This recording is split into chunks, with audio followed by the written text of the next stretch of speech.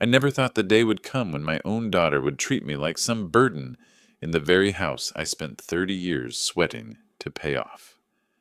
That night, when the basement door slammed shut behind me and I heard the lock click, I knew right then I wasn't her dad anymore. I was just some old shadow she wanted to hide from her friends. I'm 58, living in the suburbs of Cleveland, Ohio. I bought this house when I was young, back when I was grinding double shifts at the machine shop and then pulling nights at Home Depot. Every brick, every floorboard has my sweat in it. My wife passed last year after 2 long years fighting cancer, leaving behind nearly $48,000 in medical bills. I'm still stretching every dollar of my retirement savings to pay it off. Through all those dark months, I told myself, at least I still had my daughter. She was the one reason I kept going. That night was her 21st birthday, a big milestone in American culture. I had prepared an apple pie from my mother's recipe, the one our family always shared every Thanksgiving. I honestly believed she'd be touched if I came out holding that pie. Candles glowing, a warm father-daughter moment in front of her friends. But when I pulled it out of the fridge, she stopped me cold at the kitchen door. Her eyes were strange, not the eyes of a daughter looking at her father, but the eyes of someone terrified I might embarrass her. "Dad, don't come up. I don't want my friends to think I still live like this," she whispered, clutching a can of White Claw, her voice sharp as glass. Before I could even ask what she meant by "like this," she yanked the pie from my hands and pointed straight toward the basement. I thought she was joking, but when I slowly stepped down the wooden stairs, she followed behind and locked the door. I stood there in the dim basement, the musty smell hitting me, EDM music thumping through the ceiling. At first, I told myself maybe she just wanted me out of sight for a minute, so her friends wouldn't feel awkward. But then I heard a boy upstairs laughing. "Where's your dad? Gonna pop in with some Costco pie?" And my daughter's voice cut back, sharp and cruel. "Don't worry, I locked him in the basement." Who wants to see some pathetic old man holding a stupid pie anyway? My chest tightened. That wasn't a Costco pie. That was our family's pie, built on memories. And now it was a punchline. I sat down on the old wooden chair I'd left down there for fixing pipes. In my hand was a little piece of red candle that had fallen off the pie. I gripped it tight, like it was proof of betrayal. This basement once held my washer and dryer, the racks where I stacked Budweisers when buddies came over for a ball game. Now my daughter had turned it into a prison. As I tried to steady myself, something caught my eye. In the corner of the wall was that old camera I'd installed last year to check for mice. I remembered it was still hooked up to the hard drive upstairs. That camera recorded both video and audio. The thought struck me, could it have just captured everything my daughter said? The realization made my skin crawl. The music upstairs pounded louder, footsteps stomping. Then someone yelled, "Bring more booze down here." I sat frozen, sweat running down my back. A question dug into me. If I let this go, would she ever respect me again? Or would I always just be the old man she locked in the basement, something for her friends to laugh at? I hadn't found an answer when a sudden sound made my heart jump. The basement door rattled. Someone was unlocking it. I shot to my feet, my eyes locked on the door, wondering if my daughter had finally come to her senses, or if something even worse was waiting for me. The door creaked, and for a split second I thought maybe she'd come back to let me out. But when the knob turned, it wasn't my daughter. It was two of her friends, half drunk and laughing, stumbling down the steps with that careless swagger only kids have when they think the world owes them no consequences. One of them carried an empty case of Bud Light. The other rattled off, "Bet the old man keeps his stash down here." My stomach dropped. They didn't see me right away. The basement light was dim, and I was sitting against the wall, hidden in the shadows. I watched as they scanned the room, opening old storage bins, kicking at boxes. My house, my sweat, my memories, and here they were, treating it like a free-for-all scavenger hunt. Then one of them spotted my jacket hanging on the back of a chair. He rifled through the pocket and pulled out my wallet. My heart jumped into my throat. Jackpot, he slurred, flipping it open. Hey, he's got cash. $100, enough for another run. It wasn't a careless mistake. I'd left that $100 bill in there weeks ago as a kind of emergency cushion. Most days, that wallet only carried a few ones and my AARP card, but that night, somehow, that 100 had become bait, and these kids snapped at it without hesitation. I felt myself shaking, not from fear, but from the humiliation pressing down harder with each second. They didn't just see me as irrelevant. To them, I was prey. A pitiful old man locked away so they could strip whatever scraps were left. I almost stepped out then, almost roared at them like the father I used to be when my voice could shake a whole room. But something stopped me. My eyes flicked back to that old camera tucked into the corner, its little red light barely visible. It was recording. Everything. So I stayed still, my breath shallow, and let them take the bill. Let them laugh as they tucked it into their pocket. They thought they were clever. They thought no one would ever know. But the proof was already burning into the hard drive upstairs. As they stumbled back up the stairs, one of them sneered, "Don't worry, old man, we'll leave you a beer." Then they slammed the door and locked it again, their laughter echoing behind them. I sat there in silence, my anger cooling into something sharper. A realization settled in. This wasn't just about my daughter being embarrassed of me. She had surrounded herself with people who reflected the same contempt, and she let them treat me like garbage. Maybe she thought this was normal. Maybe she thought this was fine. But I wasn't fine, and I wasn't about to let it slide. I remembered every long night I'd driven her across icy Cleveland streets for basketball practice. Every time I skipped lunch so she could have prom money. Every bill I'd eaten just to keep her future clean. And now, with one cruel choice, she'd thrown it all back in my face. Still, under all that rage, there was a flicker of something else. A question. If I exposed this, if I brought the truth to light, would I destroy her future completely? Could I live with myself if the world saw her as the girl who locked her grieving father in the basement while her friends stole from him? The moral weight crushed me even as my plans started to form. Because one thing I knew, if I let this go, she'd never learn. She'd grow into someone who believed shame and cruelty were acceptable, and that would be the real tragedy. I stood up, brushing the dust off my jeans, my hand still clenched around that little piece of red candle wax.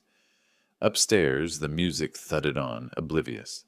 But down here, in the quiet, a decision was taking root. I was no longer the man sitting helpless in the basement. I was the man holding evidence. Evidence that could change everything. The house shook as the front door slammed upstairs. More kids arriving, the party swelling. I knew I had to act, but not yet. Timing was everything, and for once in a long while, I had the upper hand. I climbed the first 2 steps toward the basement door, my mind cold and clear. My daughter had made me invisible.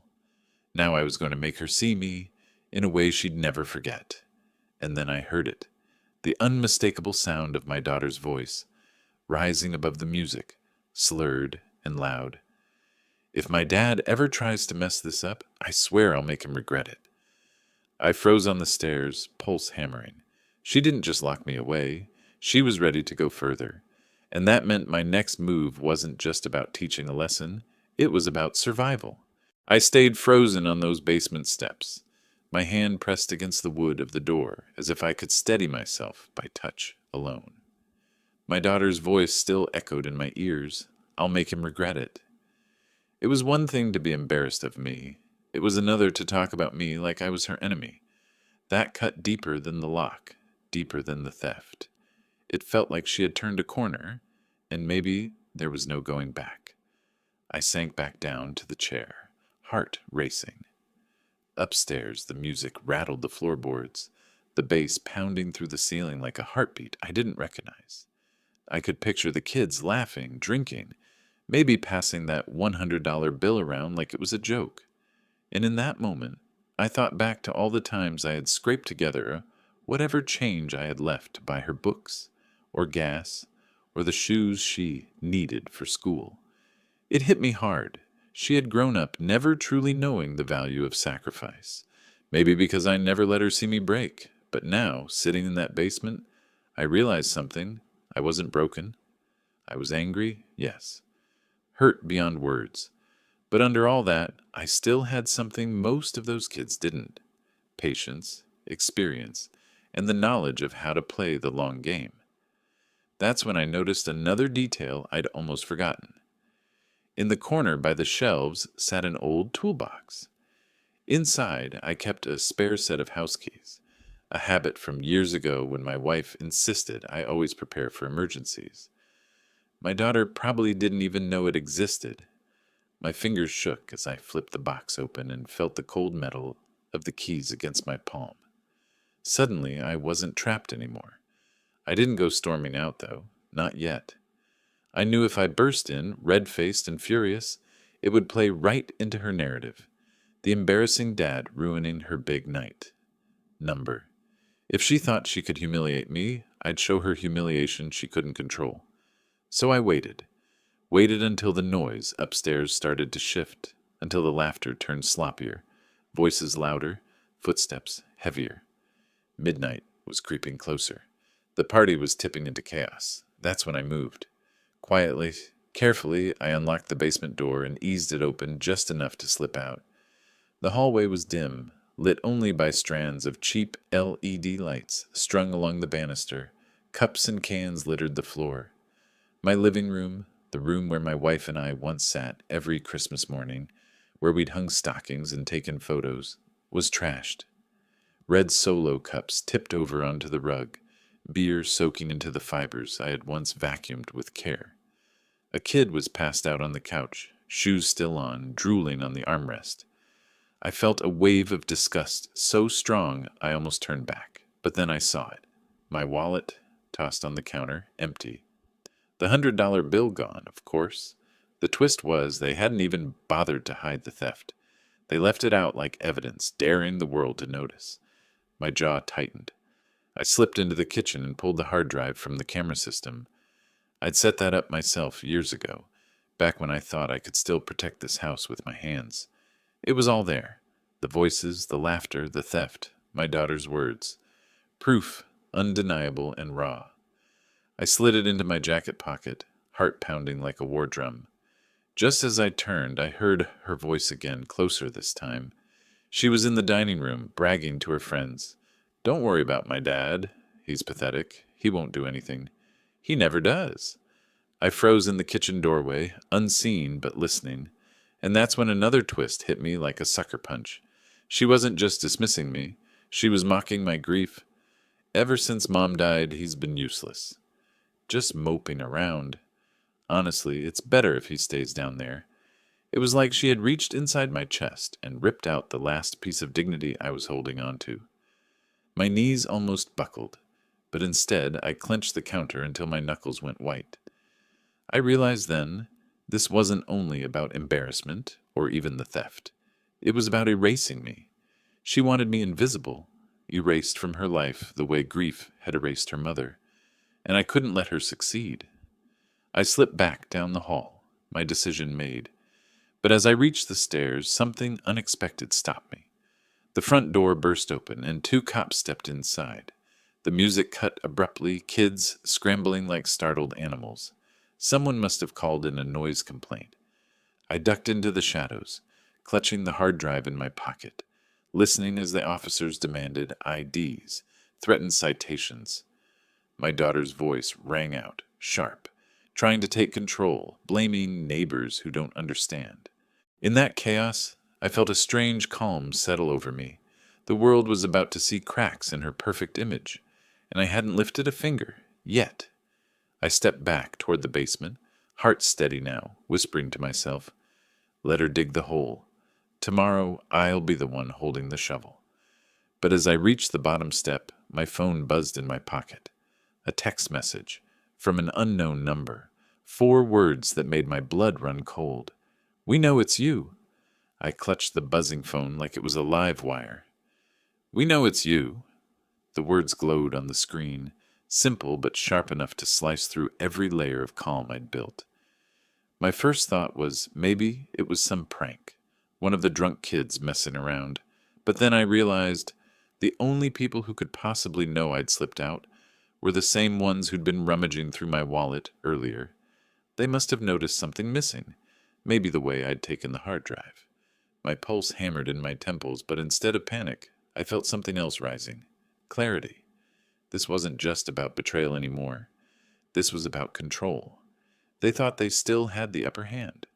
They thought I was still the weak old man in the basement. But the truth was, I had the one thing they didn't: evidence. And once I played it right, their whole little empire of arrogance would collapse.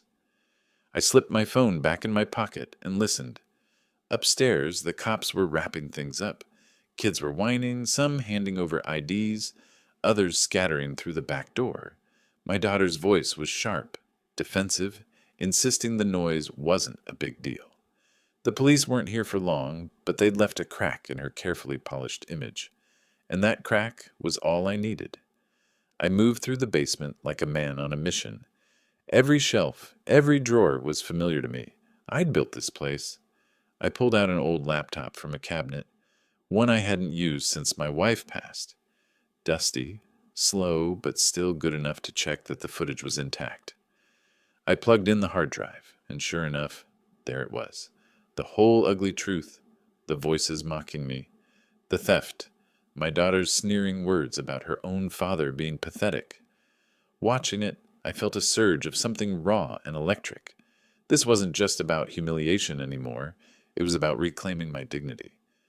For years, I had let grief weigh me down, had let my daughter walk further and further out of my reach. But now I had a way to show her consequences. Still, the question gnawed at me. Should a father go this far? Should I risk her future just to prove a point? Would exposing her be justice or cruelty? That moral tug-of-war twisted inside me, but each time I replayed her words, the choice seemed clearer. She wanted me erased. Maybe the only way to save her from herself was to make her face what she'd done. And then, another twist. As I clicked through the footage, I realized the camera hadn't just caught her party. It had been rolling earlier that evening, too.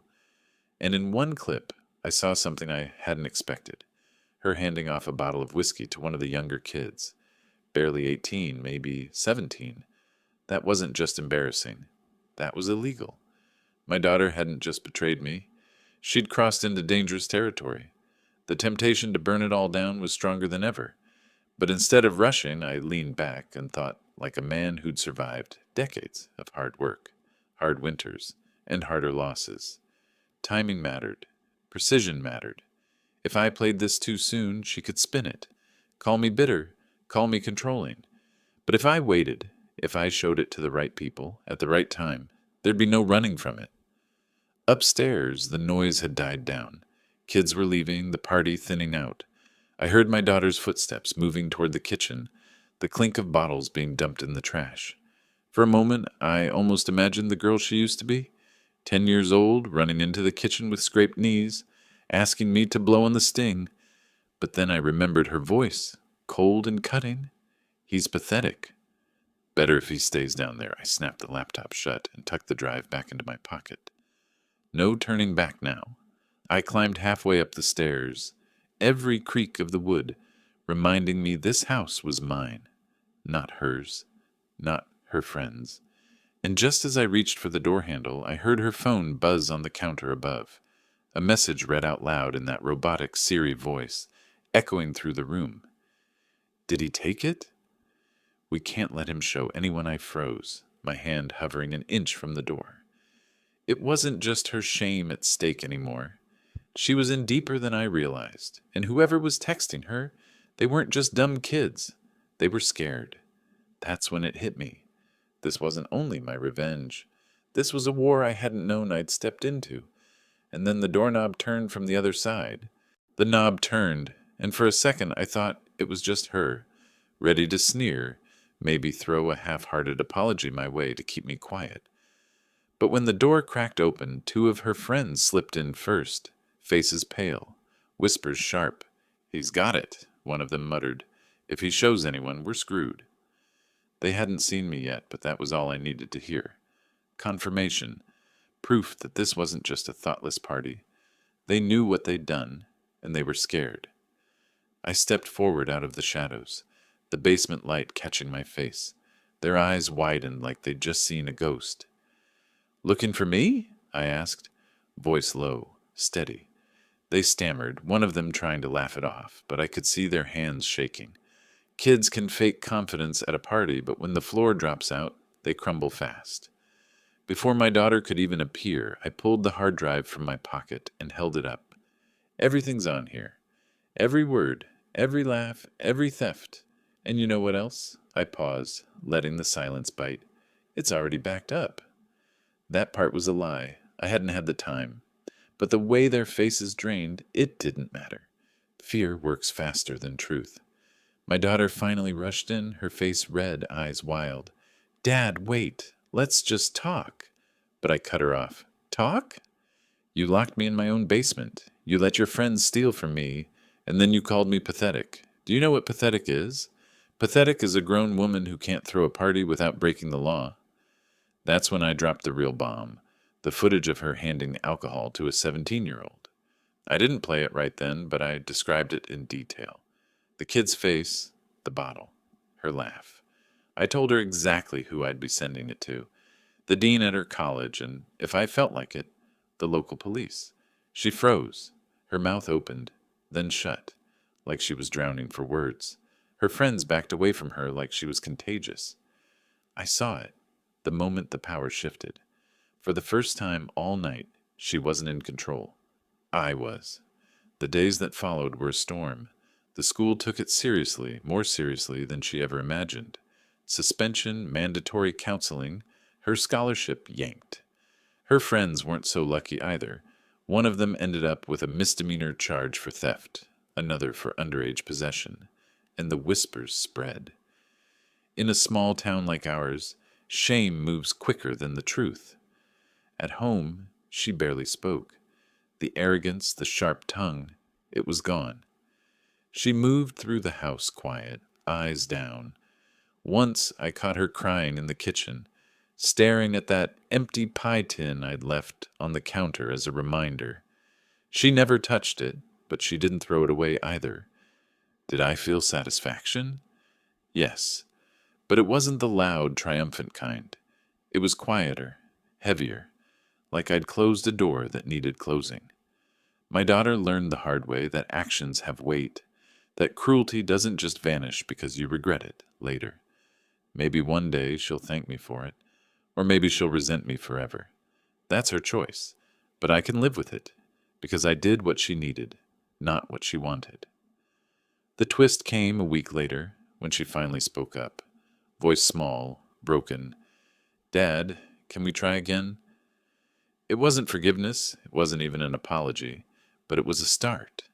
And for me, that was enough. If there's one thing I carry from this, it's simple. Sometimes love isn't about shielding your kids from pain.